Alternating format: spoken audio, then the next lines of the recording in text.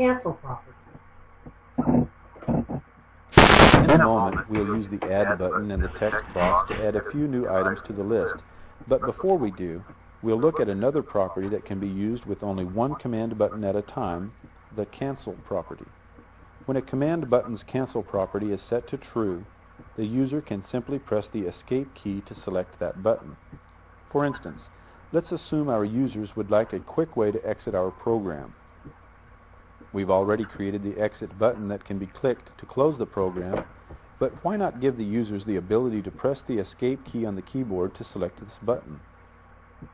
Click the View Object button in the Project Explorer, and once in the Form window, click the Exit button. We'll double-click the Cancel property to change its value to true. Now our users can press the Escape key to select this button.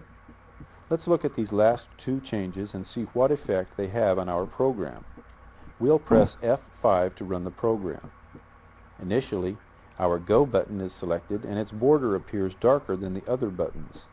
Now, click in the text box and the Go button is deselected. Let's take a look at the Add button. Even though we placed our cursor in the text box, the Add button is now the button with a darker border.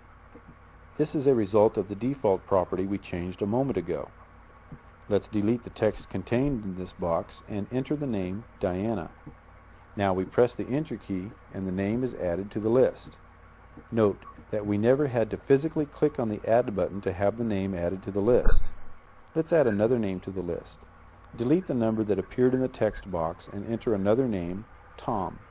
Press the Enter key and again the name is added to the list. By using the default property of the Add button, we have provided an easier method for adding multiple entries. The Cancel property we set for the Exit button will allow our users to simply press the Escape key to select this button, which in turn calls the Exit button's click sub-procedure.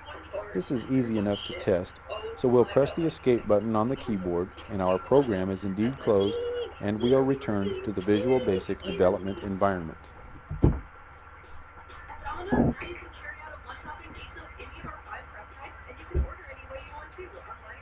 Tab order and tab set. There are two other properties that can be used to access commonly used controls. These are the Tab Order and Tab Stop properties. Tab Order is the order in which controls become selected when the user presses the Tab key to move from one control to the next. Normally, Visual Basic assigns Tab Order as controls are placed on a form, but under certain conditions, we need to change the default order. Other controls, such as picture boxes, never have a need to be selected. That's when we use the Tab Stop property. The Tab Stop property can be used to add or remove a control from the tab order. To better understand these properties, let's make a few changes to the Tab Order and Tab Stop properties of our controls. First, we click the Close button on the code window to close it, then select our Add button. We scroll down through its property list and find its tab index field. We see the number here refers to the order this control was placed on our form. Because this will be the most commonly used control, we want it to be first in our tab order. So we change the value of its tab index to 0. The control we want to come next in the tab order is the Delete button. In the form window, we select the Delete button and change its tab index value to 1. Next, we select our Clear button and change its tab index to 2, thus placing it directly after the Delete button in the tab order. Following the Clear button, we want our users to be able to tab to the Go button. Therefore, we'll set its tab index to 3. We click the Go button and see that its tab index value is already set to 3. This is another of the time-saving features built into the development environment. As we stated a moment ago, Visual Basic sets the tab order of controls based on when a component is added to the form. In the case of the Go button, it was placed first and therefore had a tab index of 0.